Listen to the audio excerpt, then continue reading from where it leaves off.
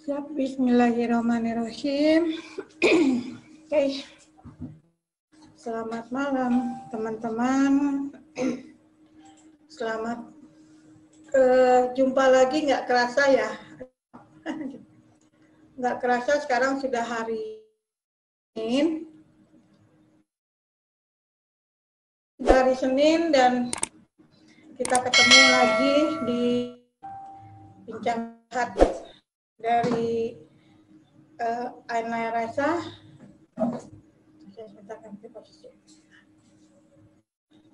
Oke, selamat malam.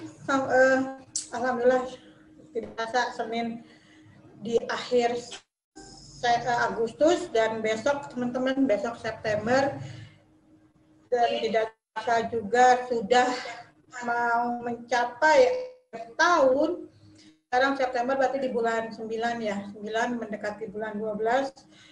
Luar biasa itu perjalanan yang kita tidak tahu kapan kita dijemput, tapi kita terus harus berupaya menjadi lebih baik lagi dan untuk berbagi. Nah, sebaik-baiknya manusia adalah manusia yang bisa berguna untuk masyarakat. Ya, mudah-mudahan sharing saya dari Rumah Detok Ainaya Rasa sesuai dengan visi saya, ingin membantu, membahagiakan, dan bersama-sama belajar untuk pencapaian apa yang diharapkan dengan ending akhir yang insya Allah menjadi lebih baik lagi, diawali dengan sehat. Ya. Kebetulan saya profesi dokter gigi dan saya ajak teman-teman untuk kita sama-sama sehat dari kesehatan mulut secara holistiknya dengan dibantu merilis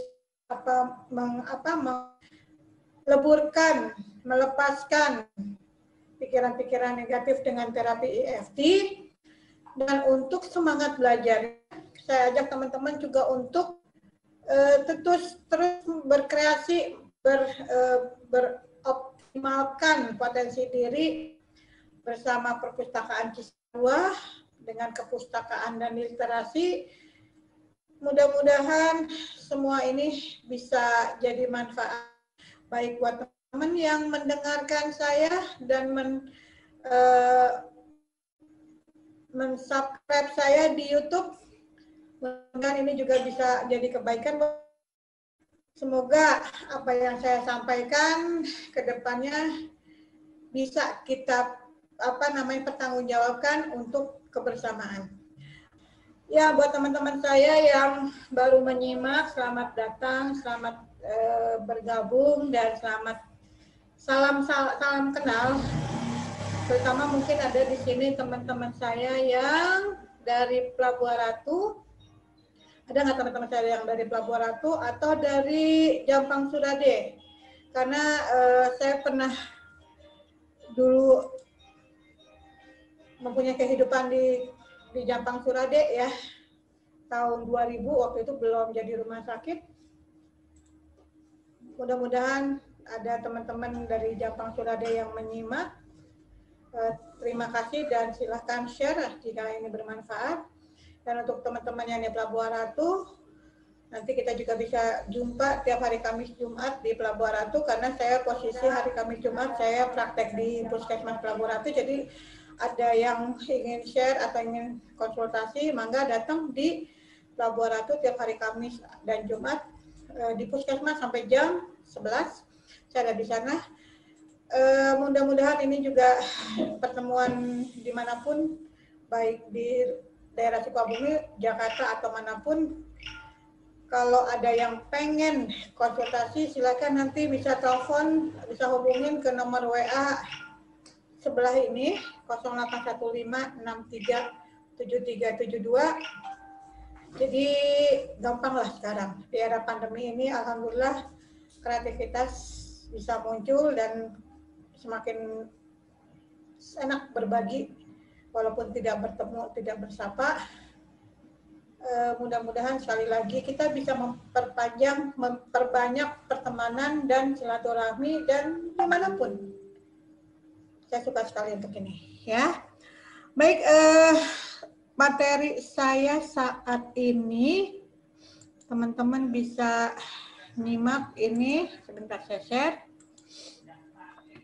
Ini nggak lama, nggak banyak materinya, tapi ini juga banyak kasus yang saya temuin di klinik saya. Oh ya, saya praktek di klinik kimia Farma Sukaraja tiap hari Senin sampai Rabu, itu udah sampai dari jam 10 sampai jam 7. Kalau hari Kamis, Jumat saya paginya di Pelabuhan Ratu jam 5 sampai jam 7, jam 4 lah sampai jam 7. Hari Kamis Jumat saya di klinik kimia Farma lagi. Hari Sabtu dari jam 10 sampai jam 5 sore saya ada di klinik kimia Farma. Jadi untuk teman-teman yang yang kawasan Sukabumi, silakan kalau misalnya ada yang mau konsultasi, mangga bisa konsultasi langsung ke klinik saya atau via WA, ya. Nah, ini teman-teman yang banyak belum dipahami, ya, pastinya ini belum dipahami untuk teman-teman yang datang, khususnya pasien-pasien yang datang ke tempat saya. Sebentar, saya buka ini. Tentang penyakit-penyakit sistemik atau penyakit-penyakit yang diderita yang mempengaruhi kesehatan gigi dan mulut. Ada pasien yang datang dengan salah satunya kondisi gigi kegoyangan.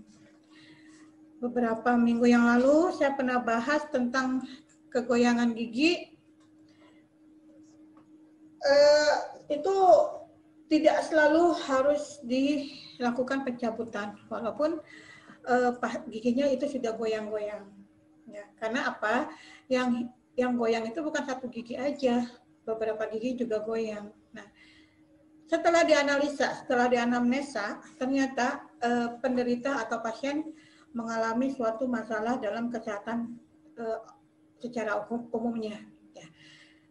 Jadi ini juga harus dipahami bahwa penyakit atau keluhan-keluhan pada diri kita itu sangat mempengaruhi terhadap kesehatan gigi dan mulut.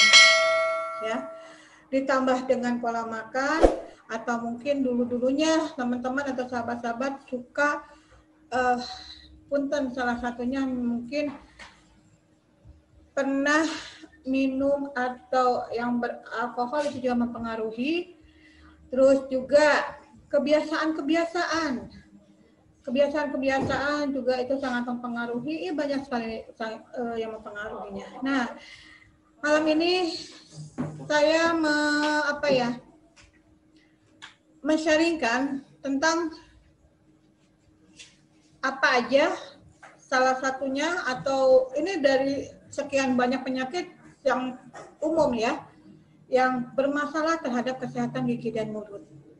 Itu penyakit sistemik yang mempengaruhi kesehatan gigi dan mulut, ya.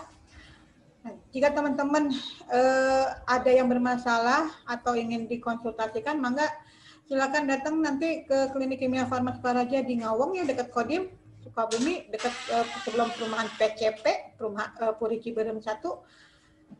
Atau bisa telepon juga atau konsultasi lewat WA atau inbox WA di 081563737202. Dan sebelumnya bisa nyimak di YouTube, silakan subscribe, silakan kasih komentar kalau ini bermanfaat, dan silakan share, bunyikan lonceng. Yuk kita belajar, ya, sama-sama kita memperbaiki kesehatan dimulai dari diri kita sendiri. Nah, ini teman-teman tentang diabetes mellitus DM, atau pada umumnya orang mengatakan gula darah, ya. Kenaikan kadar gula darah penderita diabetes ini itu sangat vokal, sangat utama, itu menjadi sumber makanan bagi bakteri dan kuman yang ada di rongga mulut, ya. Sehingga bakteri kuman ini bisa menyebabkan peradangan. Kemarin sudah dibahas, ya, bahwa bakteri kuman bisa menyebabkan peradangan, salah satunya gingivitis, ya, yang akan menyebabkan yang lainnya jadi kegoyangan atau penyakit periodontitis. Nah, Salah satu bentuk peradangan tersebut terbentuknya kantong yang diisi oleh kuman dan bakteri yang disertai nanah yang disebabkan gusi menjauh dari gigi. Nah, ini gusi menjauh dari gigi yang kemarin juga dibahas, itu resesi gingiva. Ini banyak sekali teman-teman. Pasien datang, sekali lagi yang tadi saya bilang, pasien datang, dia dok ini gigi goyang, bahkan ada pasien ya tinggal ujungnya doang. Tinggal 1/4 dari panjang akar. Seperempat dari panjang gigi, bukan akar lagi. Jadi tinggal, aduh kalau digoyang-goyang itu udah menari-nari itu gigi. Nah, tapi saya lihat lagi, itu giginya bukan hanya satu yang goyang. Ya, beberapa gigi goyang-goyang dan kondisi giginya tuh bagus. Nah, pasien minta dicabut. Tapi setelah saya tanya, Bapak punya nggak keluhan, terutama diabetes ya, orang mengatakan diabetes kan atau gula, atau saya tanya gula darah Bapak berapa? Langsunglah dia ngomong, dok saya begini-begini, gula darah saya sekian, 200, 400 gitu kan, wah pantes. Ini bukan untuk indikasi dicabut, Pak. Kalau kayak begini, yang diperbaiki adalah gula darahnya. Nah, indikasinya gejalanya seperti gusi yang berwarna lebih merah, terasa nyeri, berdarah, bengkak, gigi mengalami kegoyangan dan bau mulut.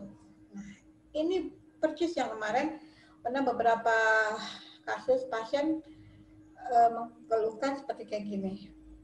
Nah, hal ini dapat menyebabkan radang gusi, radang pada jaringan pendukung, gigi berlubang, jamur, abses, mulut kering, dan infeksi mulut.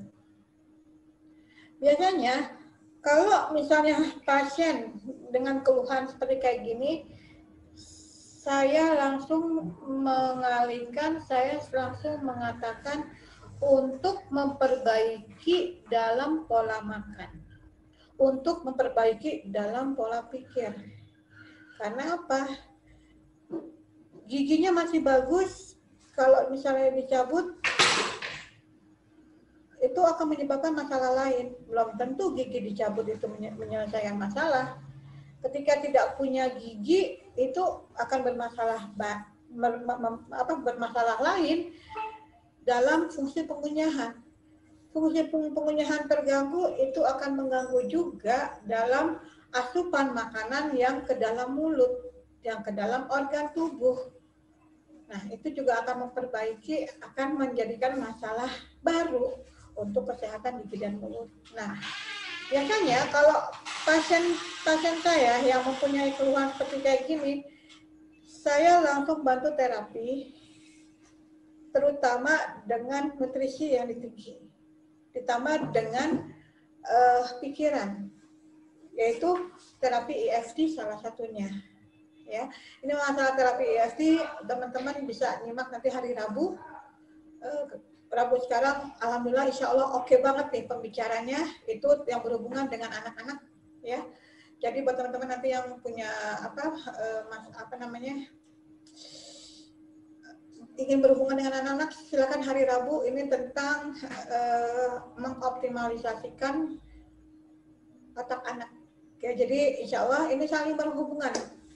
Ya, jangan salah loh, banyak ada beberapa orang, saya pernah menemukan seorang anak 10 tahun dengan berat badan gede banget, gendut banget deh, dan ditanya, ya dia salah satu indikasi diabetes itu kan darah nggak berhenti. Jadi itu anak kalau misalnya berdarah, dia harus hati-hati karena tidak cepat berhenti darahnya. Nah, jadi sahabat-sahabat, teman-teman konsultasi gigi dan rumah detok AM Laresa, coba dimulai koreksi juga dengan sekarang kondisi yang ada, terutama makanan dan pikiran. Yang berhubungan penyakit diabetes mellitus ini, untuk pikiran biasanya adalah kekhawatiran yang tinggi. Ini juga berhubungan dengan asam lambung, ya, dengan penyakit MAH, yang kecemasan yang tinggi. Ini salah satu penyebab dari kencing manis ini. Nah, sehingga masalah kencing manis ini juga akan bermasalah pada kesehatan gigi dan mulut. Ya, karena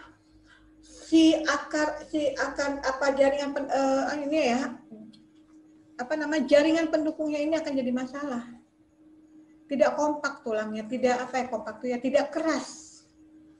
Ya. Ini biasanya saya perbaiki gula darahnya minimal diturunkan dulu, dinetralkan dulu, gigi tidak langsung saya cabut karena kalaupun dicabut juga dia luka tidak akan berhenti. Dia akan terus bleeding. Nah, kalau giginya masih oke, saya tidak cabut.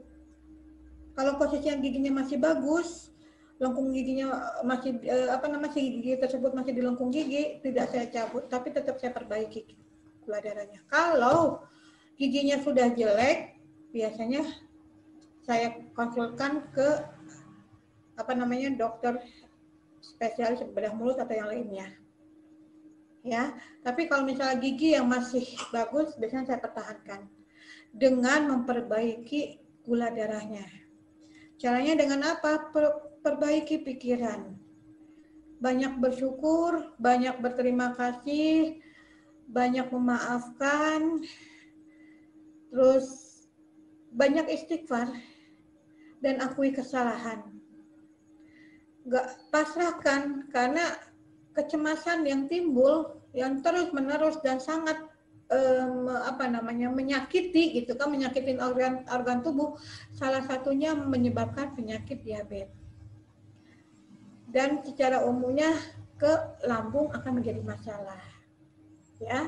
Jadi biasanya itu yang saya perbaiki dulu untuk pasien-pasien saya, dengan ditambah pola makan. Pola makan yang biasa saya arahkan itu dengan salah satunya metode food combining. Teman-teman bisa lihat di metode food combining itu ada bagaimana makan karbohidrat tidak boleh bareng dengan sayuran dan protein.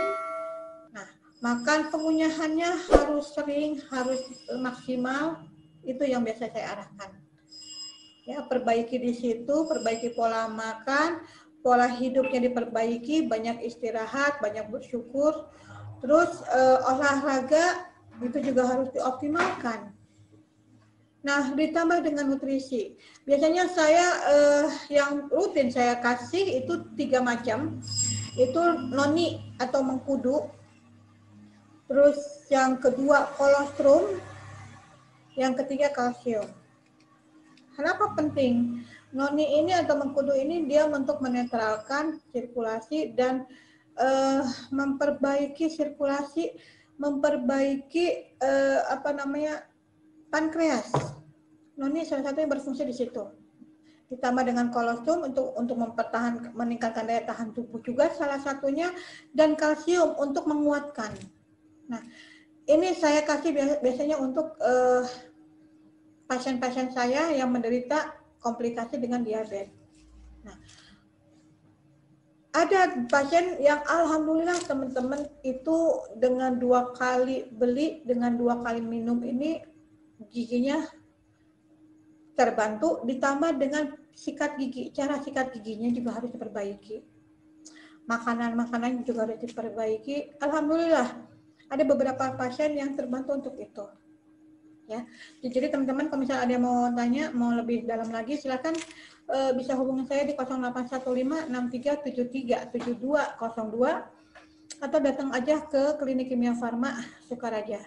Ya, silakan share Facebook saya ini, silakan share YouTube. Nanti saya saya kasih linknya.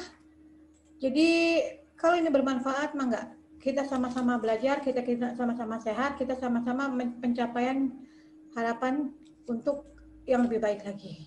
Oke? Nah, penyakit yang kedua, kerusakan pada ginjal. Sebentar, saya pindahkan ini. Oke. Kondisi tubuh yang mengalami kerusakan ginjal dapat menurunkan kualitas dari tulang, termasuk rahang. Ya, rahang biasanya agak rapuh, bunyi, suka gemericik kayak gitu. Terus tulangnya juga kurang kompak. Nah, sehingga gigi akan tanggal secara prematur, infeksi gigi dan periodontitis. Kembali ke situ juga. Ini bermasalah. Ada pasien waktu itu saya pernah ke daerah mana ya? Parung Kuda kalau nggak salah ya. Dia tidak memiliki gigi yang sempurna karena masih muda, dan itu saya nggak tahu ya, walau alam. Katanya sih memang hukum kena sesuatu yang negatif. Tapi saya kembali lagi itu urusan Allah. Jadi sekeluarga punya gejala seperti kayak gini. Nah, biasanya penyakit penderita ginjal ini akan terganggu indera perasanya dan timbul bau nggak nyaman dan penyerapan kalsiumnya kurang baik. Ini harus diperhatikan teman-teman. Biasanya orang-orang yang mempunyai kerusakan ginjal itu salah satu penyebabnya adalah terlalu sering makan obat, kurang minum. Nah, itu banyak dipengaruhi oleh hal-hal seperti kayak gitu. Ya, karena ginjal itu kan fungsi organ tubuhnya itu untuk memfilter, untuk membuang ampas-ampas dari tubuh, sehingga kalau misalnya ampasnya terlalu keras, terlalu kaku, terlalu berat, saringan istilahnya apa ya, saringan di ginjal itu, saluran di ginjal itu akan bergerak sangat keras, kerja keras. Nah, jadi teman-teman berpikir juga untuk minum-minum yang sesuatu yang tidak baik, apalagi dia mengandung zat-zat kimia. Nah, biasanya supir-supir nih, mohon maaf kalau misalnya ada yang kerja sebagai supir, itu biasanya suka minum-minum apa sih kalau di jalan tuh, kayak kerating daeng ya, atau apalah gitu kan, itu juga harus diperhatikan. Mohon maaf, bukannya ini menjelekkan satu minuman, tapi banyakin air putih aja deh, gitu loh. Jadi minuman yang oke lah. Kalaupun misalnya dia harus, kalaupun misalnya pengen manis-manis, cobalah minum buah-buahan di jus itu kan, tapi gulanya juga jangan terlalu banyak. Atau gulanya diganti, bisa diganti dengan madu atau gula batu. Saya lebih sering menganjurkan gula madu kalau nggak gula batu, karena gula batu itu nilai karbonnya nggak terlalu tinggi. Ya, atau dari pemanis dari buah-buahan tersebut. Jadi buat teman-teman, yuk kita rubah juga cara minum kita, tidak terlalu sering minum minuman yang berwarna, tidak terlalu sering minuman yang bergula, tapi perbanyakin sayuran dan buah-buahan. Karena ini juga mempengaruhi kesehatan fungsi organ ginjal, bukan hanya untuk nantinya bermasalah untuk pengeluaran kotoran-kotoran aja, tapi ke gigi juga bermasalah. Nah, ini teman-teman harus diperhatikan sekali lagi. Jangan sampai, karena kalau udah ginjal rusak, kalau misalnya ginjal rusak juga itu akan jadi masalah. Ya, masalahnya lebih berat lagi, cuci darah, itu kan lebih, itu kan apa ya, kalau misalnya kita udah cuci darah, fungsi organ tubuh lain juga akan berpengaruh. Ya, ini masalah penyakit sistemik lainnya, bentar. Nah, stroke. Saat gusi meradang, ada jalan masuk kuman ke dalam tubuh manusia. Nah, penyakit stroke ini, dia ada penyumbatan, teman-teman.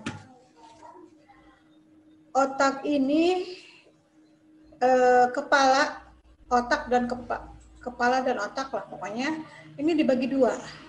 Ada belahan otak kiri dan belahan otak kanan.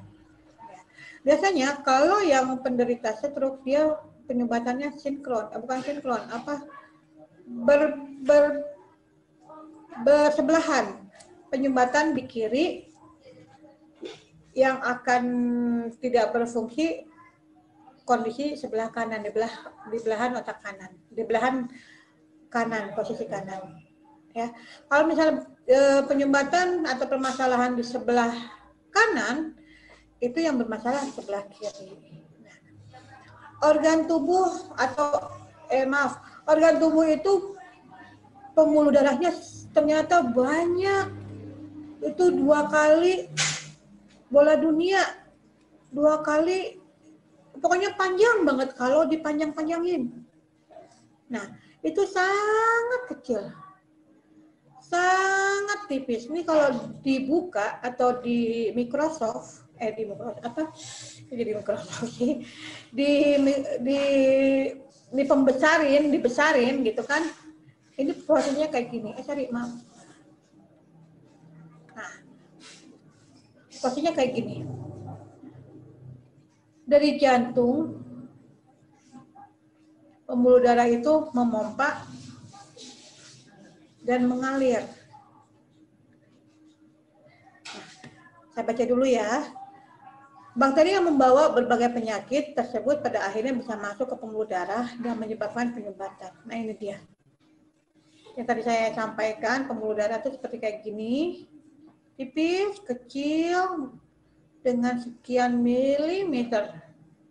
Sangat tipis. Nah, ini mengalir. Aduh, kok.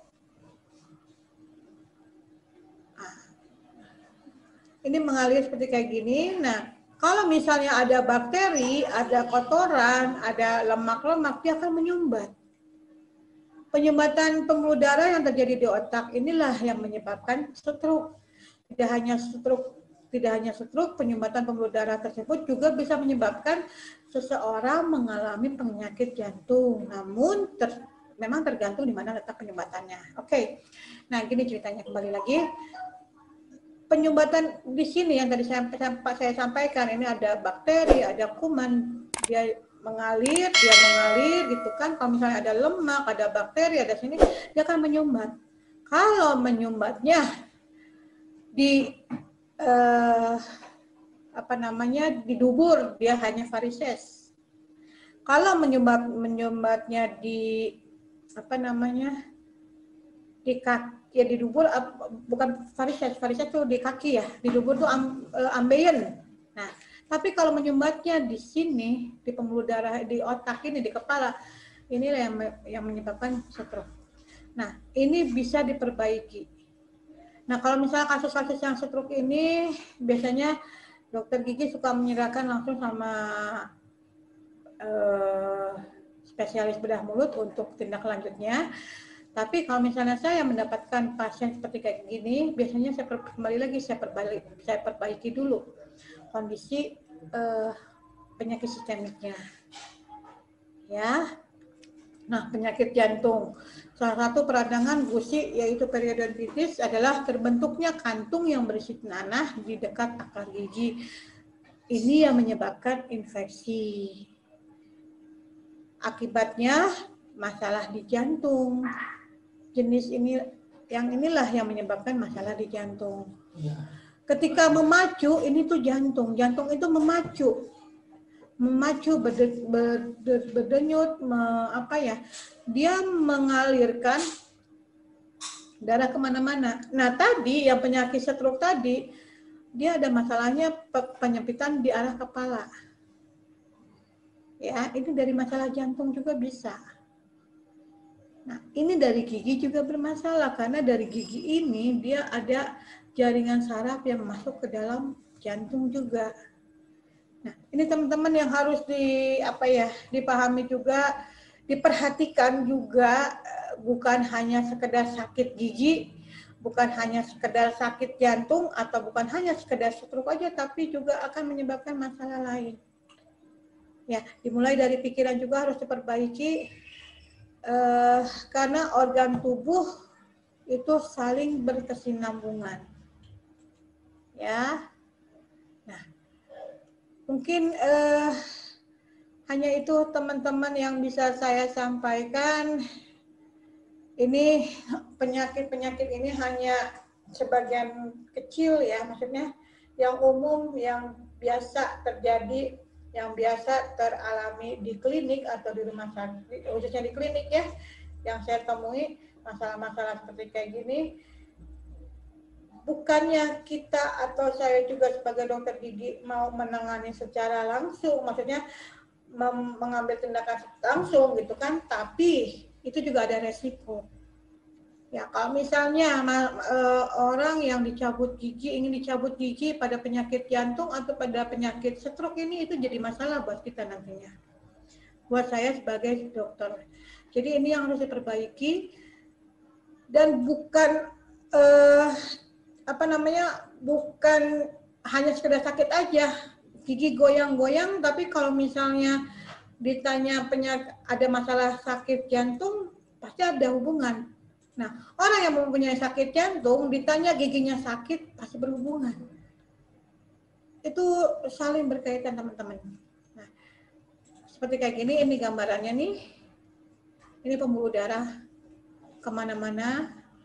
Ini pembuluh darah kemana-mana, bahkan kepala, ini sangat berkaitan. Nah, di pengobatan holistik, di teknik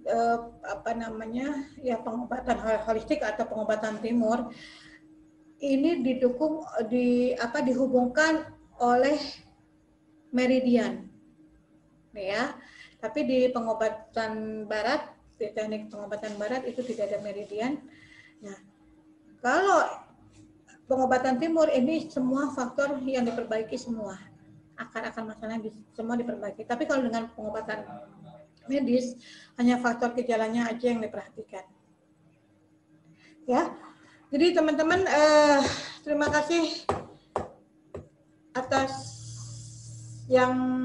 simak materi saya malam ini. Saya nggak terlalu banyak untuk materi malam ini karena kalau saya sebutkan semuanya banyak sekali masalah penyakit yang berhubungan dengan gigi dan mulut. Ini yang umumnya. Mudah-mudahan materi ini bisa jadi patokan teman-teman untuk mengevaluasi diri. Jadi bukan hanya sekedar ke dokter aja dan berobat pada faktor gejala aja, tapi diperbaiki dari faktor akar masalahnya. Ya. Tetap akar masalahnya utamanya adalah di pikiran. Nah, pikiran itu yang harus diperbaiki sambil diperbaiki dengan pola makan dan pola hidup. Ya. Sekali lagi terima kasih buat yang menyimak. Ada banyak ya? Ada berapa banyak? Oke. Alhamdulillah banyak yang menyimak. Mudah-mudahan ini juga jadi bermanfaat. Saya nggak tahu karena saya nggak bisa melihat siapa aja yang menyimak materi ini. Mudah-mudahan Senin depan saya bisa memberikan materi yang lebih baik lagi dan lebih dimengerti lagi. Jadi buat teman-teman yang pengen tahu, masih pengen dikasih tahu materi apa yang ingin saya sampaikan, mangga silakan juga saya kasih masukan buat saya. Mudah-mudahan materi yang diinginkan bisa saya sampaikan, bisa saya sharingkan. Ilmu kesehatan itu luar biasa, bukan hanya dipengaruhi dari satu sumber, tapi sumber lain juga sangat mempengaruhi.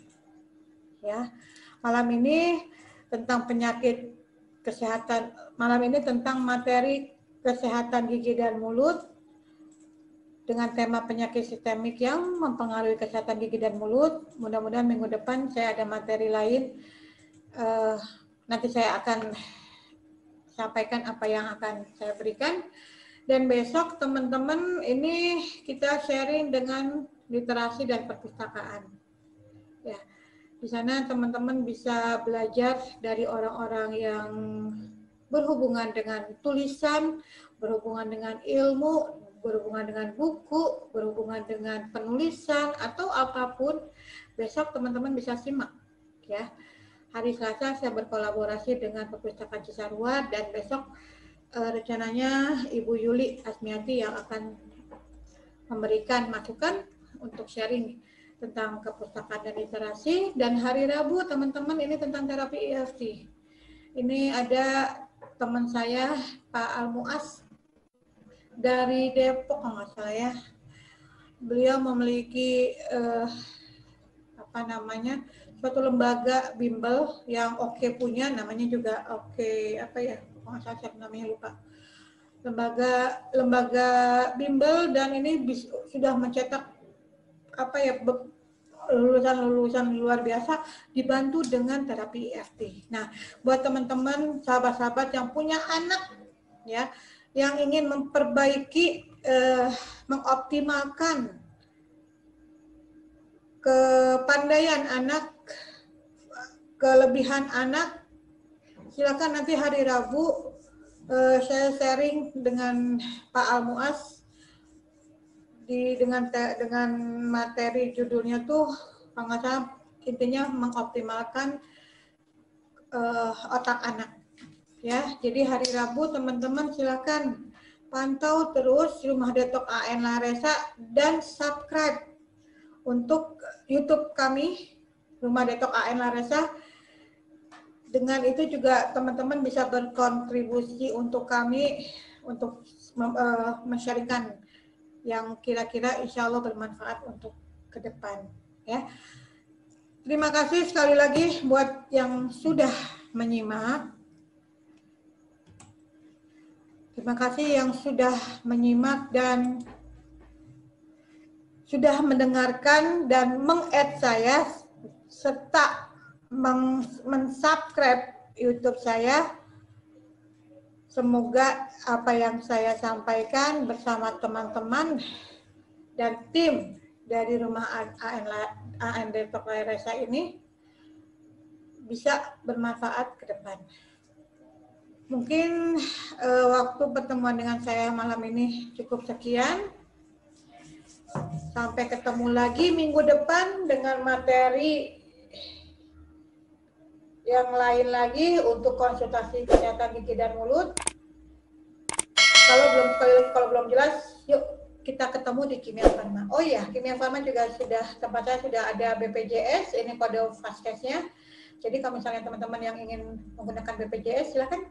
Ini bisa didaftarkan lewat HP, kode Fastcase-nya bisa menyimak di sini 0188060 ya. Jadi di sana ada dokter umum juga, ada dokter anak, spesialis anak, ada obatnya di dalam langsung. Jadi silakan teman-teman kalau misalnya mau menggunakan Fastcase Kimia Farma Sukaraja, ini kodenya di atas ya. Terima kasih, saya cukupkan sekian, sampai ketemu minggu depan. Assalamualaikum warahmatullahi wabarakatuh.